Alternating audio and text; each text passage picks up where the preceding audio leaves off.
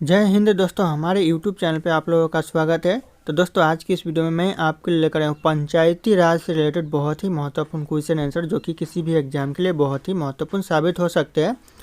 तो दोस्तों इस वीडियो का पहला क्वेश्चन है, अशोक मेहता समिति ने किन दो स्तरों की बात की है? कौन से दो स्तरों की बात की है अशोक मेहता समिति ने? क्या करेक्ट आंसर हो जाएगा ऑप्शन सी, मंडलीय पंचायत एवं जिला परिषद की बात की है। तो ये दो स्तर की बात की है मेहता कमेटी ने, अशोक मेहता समिति ने, याद रखिएगा आप लोग। और अगर आप लोगों को इस वीडियो में एक भी क्वेश्चन का सही से उत्तर पता होगा तो सबसे पहले कमेंट करके जरूर बताइएगा दोस्तों। तो दोस्तों अगला क्वेश्चन है, अशोक मेहता समिति किससे संबंधित था? किससे संबंधित था दोस्तों? जो अशोक मेहता कमेटी था एग्जाम में पूछे जा सकते हैं। यह हो जाएगा पंचायती राज से संबंधित था अशोक मेहता कमेटी। तो ऑप्शन सी करेक्ट आंसर हो जाएगा, पंचायती राज, याद रखिएगा आप लोग।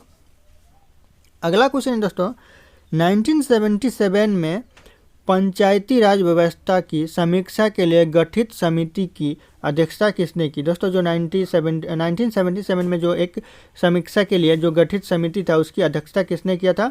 यह करेक्ट आंसर हो जाएगा ऑप्शन बी, अशोक मेहता ने किया था। तो option B Ashok Mehta correct answer हो जाएगा दोस्तों।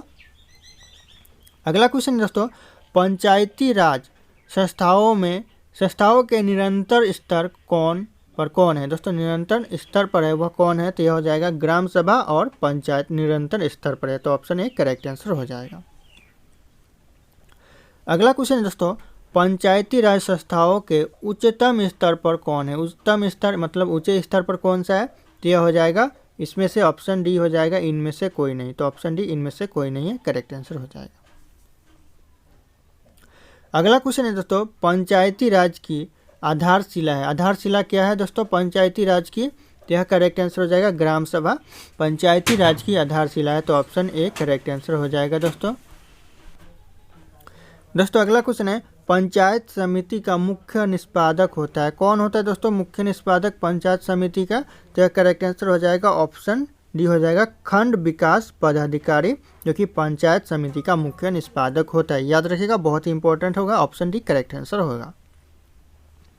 अगला क्वेश्चन है, जिला परिषद का मुख्य कार्य है। जिला परिषद का मुख्य कार्य क्या है दोस्तों? तो यह करेक्ट आंसर हो जाएगा ऑप्शन है, समन्वय और पर्यवेक्षण करना। समन्वय और पर्यवेक्षण करना, ऑप्शन ए करेक्ट आंसर हो जाएगा दोस्तों। अगला क्वेश्चन है, पंचायती राज की प्रधान समस्या। दोस्तों पंचायती राज की प्रधान समस्या क्या है दोस्तों? तो यह करेक्ट आंसर हो जाएगा, दलगत राजनीति या पंचायती राज की प्रधान समस्या है। तो ऑप्शन बी करेक्ट आंसर हो जाएगा दोस्तों। एग्जाम में रिपीट हो चुके हैं ये क्वेश्चन। अगला क्वेश्चन है, स्थानीय संसद और विधायक किसके पादन सदस्य होते हैं? किसके पादन सदस्य होते हैं दोस्तों? तो यह हो जाएगा ग्राम पंचायत के पादन सदस्य होते हैं। तो ऑप्शन बी करेक्ट आंसर हो जाएगा, ग्राम पंचायत, याद रखिएगा आप लोग। अगला क्वेश्चन है, ग्राम पंचायत का निर्वाचन कराना निर्भर करता है, किस पर निर्भर करता है दोस्तों? तो यह हो जाएगा राज्य सरकार पर निर्भर करता है। तो ऑप्शन डी राज्य सरकार करेक्ट आंसर हो जाएगा दोस्तों, याद रखिएगा आप लोग, इंपॉर्टेंट हो सकता है ये। अगला क्वेश्चन है, खंड स्तर यानी ब्लॉक लेवल पर पंचायत समिति एक क्या होता है दोस्तों? तो यह हो जाएगा एक प्रशासनिक प्राधिकरण होता है। तो ऑप्शन है प्रशासनिक प्राधिकरण होता है, जो कि पंचायत समिति एक ब्लॉक लेवल पर, याद रखेगा आप लोग।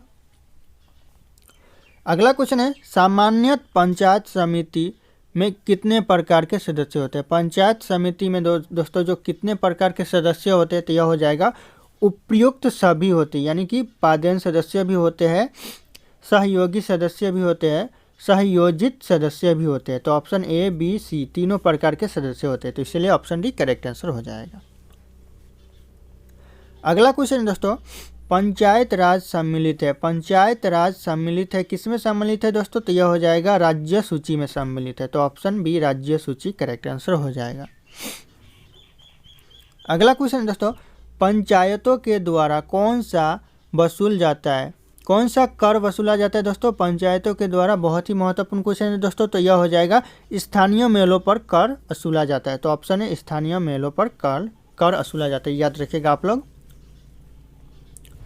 अगला क्वेश्चन है दोस्तों, निम्नलिखित में से कौन सा संविधान संशोधन यह कहता है कि ग्राम पंचायत में 1/3 सीटें महिला के लिए आरक्षित होनी चाहिए? यह कौन सा संशोधन कहता है दोस्तों? संविधान संशोधन। तो यह हो जाएगा 73वां संविधान संशोधन कहता है। बहुत ही इंपॉर्टेंट क्वेश्चन है दोस्तों एग्जाम के लिए। तो ऑप्शन डी करेक्ट आंसर हो जाएगा।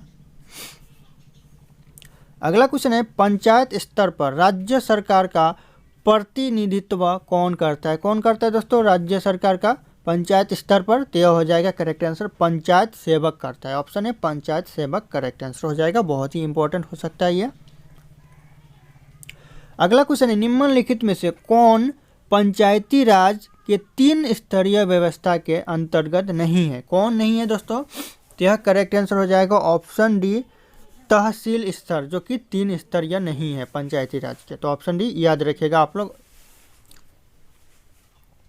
अगला क्वेश्चन है दोस्तों पंचायती राज व्यवस्था अपनाई गई थी दोस्तों, किस लिए अपनाई गई थी? तो यह हो जाएगा लोकतंत्र की शक्तियों के विकेंद्रीकरण के लिए अपनाई गई थी दोस्तों। तो ऑप्शन बी बहुत ही महत्वपूर्ण हो सकता है, याद रखिएगा आप लोग।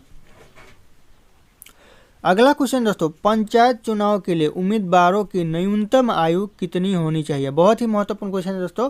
पंचायत में चुनाव के लिए जो उम्र होनी चाहिए वह कितनी होनी चाहिए भाग लेने के लिए? तो यह करेक्ट आंसर हो जाएगा ऑप्शन सी 21 वर्ष होनी चाहिए। 21 वर्ष से कम होगा तो आप पंचायत में चुनाव में भाग नहीं ले सकते हैं। अगला क्वेश्चन दोस्तों पंचायती राज के कार्य क्षेत्र में नहीं आता। कार्य क्षेत्र में क्या नहीं आता पंचायती राज के कार्य क्षेत्र में? तो यह हो जाएगा माध्यमिक शिक्षा नहीं आता। तो ऑप्शन डी माध्यमिक शिक्षा पंचायत के कार्य क्षेत्र में नहीं आता है। तो ऑप्शन डी याद रखिएगा आप लोग, एग्जाम में पूछा जा सकता है कि माध्यमिक शिक्षा पंचायत राज्य के केंद्र में आता है या फिर नहीं आता है। तो याद रखिएगा नहीं आता है, क्वेश्चन इस टाइप से पूछे जाएंगे एग्जाम में। अगला क्वेश्चन दोस्तों पंचायती राज संस्थान के अधिकतम आय का स्रोत क्या है? दोस्तों जो पंचायती राज संस्थान के अधिकतम इनकम का सोर्स है वह क्या है? तो यह हो जाएगा सरकारी अनुदान। ऑप्शन सी सरकारी अनुदान सबसे ज़्यादा इनकम का सोर्स है पंचायती राज संस्थान में, याद रखिएगा आप लोग। दोस्तों अगला क्वेश्चन है पंचायत समिति के प्रशासन का प्रबंधन एक सरकारी अधिकारी करता है, जिसे कहते हैं दोस्तों उसे क्या कहते हैं? तो उसे कहते हैं खंड विकास पदाधिकारी कहते हैं। तो ऑप्शन ए खंड विकास पदाधिकारी कहते हैं। तो याद रखिएगा ऑप्शन ए करेक्ट आंसर हो जाएगा। अगला क्वेश्चन है पंचायती राज त्रिसोपान प्रणाली का प्राथमिक भाग है। दोस्तों कौन सा भाग है यह? तो हो जाएगा ग्राम पंचायत का भाग है। तो ऑप्शन बी ग्राम पंचायत करेक्ट आंसर हो जाएगा दोस्तों।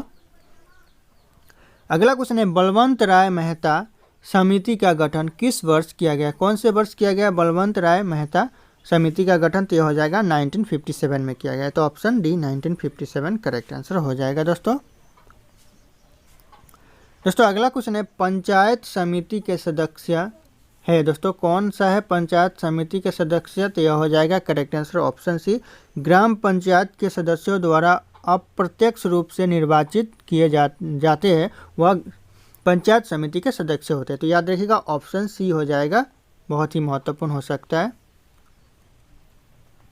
अगला क्वेश्चन है पंचायती राज संस्थाओं अपनी निधि हेतु निर्भर है। अपनी निधि हेतु निर्भर है, किस पर निर्भर है? तो यह हो जाएगा सरकारी अनुदान पर निर्भर है। तो ऑप्शन डी सरकारी अनुदान करेक्ट आंसर हो जाएगा। अगला क्वेश्चन है ग्राम पंचायतों की आय का स्रोत क्या है? ग्राम पंचायतों की आय का जो स्रोत है वह क्या है? तो यह हो जाएगा करेक्ट आंसर मेला एवं बाजार कर। मेला और बाजार पर जो कर लगाया जाता है, टैक्स लगाया जाता है, वही ग्राम पंचायत का इनकम का स्रोत है। याद रखिएगा आप लोग ऑप्शन बी करेक्ट आंसर हो जाएगा। अगला है एक विकास खंड पर पंचायत समिति होती है। एक विकास खंड पर पंचायत समिति किस लेवल पर होती है? तो यह हो जाएगा ऑप्शन बी एक प्रशासनिक अधिकरण के रूप में होती है। तो ऑप्शन बी याद रखिएगा एक प्रशासनिक अधिकरण के रूप में होती है। अगला क्वेश्चन है यदि पंचायत भंग होती है, इंपॉर्टेंट है, यदि पंचायत भंग होती है तो किस अवधि के अंदर निर्वाचन होंगे? कितने समय के अंदर निर्वाचन होंगे, यानी फिर वहाँ पे सीट आएगी? तो यह हो जाएगा ऑप्शन सी 6 महीना के अंदर निर्वाचन होगी। याद रखिएगा आप लोग 6 महीना। अगला क्वेश्चन आ रहा है निम्न में से भारत में पहला नगर निगम कहाँ स्थापित किया गया था? इन ऑप्शन में से जो पहला नगर निगम स्थापित किया गया था वह कहाँ पर किया गया था? तो यह हो जाएगा ऑप्शन बी चेन्नई में पहला नगर निगम स्थापित किया गया था। दोस्तों याद रखिएगा आप लोग। अगला क्वेश्चन है लोकतंत्र विकास के लिए पंचायती राज संस्थाओं के पूर्ण जीवन पर LM सिंघवी समिति को कब नियुक्त किया गया? कब नियुक्त किया गया दोस्तों? तो यह करेक्ट आंसर हो जाएगा 1986 में नियुक्त किया गया, तो ऑप्शन बी 1986 करेक्ट आंसर हो जाएगा दोस्तों। अगला क्वेश्चन है 1957 में किस समिति ने भारत में तृतीय पंचायती राज की सर्वप्रथम सिफारिश की थी? किस समिति ने? तो यह हो जाएगा करेक्ट आंसर ऑप्शन सी हो जाएगा, बलवंत राय मेहता समिति ने सिफारिश की थी, याद रखिएगा 1957 में।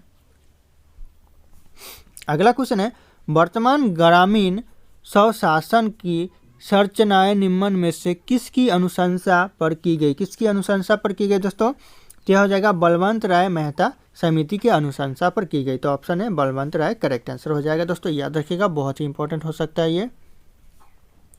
अगला क्वेश्चन है दोस्तों भारत के पंचायती राज व्यवस्था का वास्तुकार शिल्पी किसे कहा जाता है? वास्तुकार कहा जाता है वह किसे कहा जाता है पंचायती राज व्यवस्था का? क्या हो जाएगा बलवंत राय मेहता को कहा जाता है, तो ऑप्शन है B R Mehta correct answer हो जाएगा। अगला क्वेश्चन है भारत में सही मायने में स्थानीय स्वशासन का जनक किसे कहा जाता है? सही मायने में जो स्थानीय स्वशासन का जनक कहा जाता है वह किसे कहा जाता है? तो हो जाएगा लॉर्ड रिपन को कहा जाता है, option B Lord Ripon correct answer हो जाएगा दोस्तों।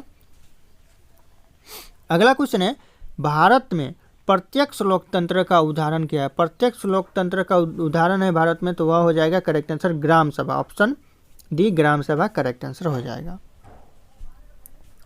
अगला क्वेश्चन है निम्न में से कौन सी एक समिति पंचायती राज संस्था से संबंधित नहीं है? इन ऑप्शन में से कौन सा एक समिति है जो कि पंचायती राज व्यवस्था से संबंधित नहीं है?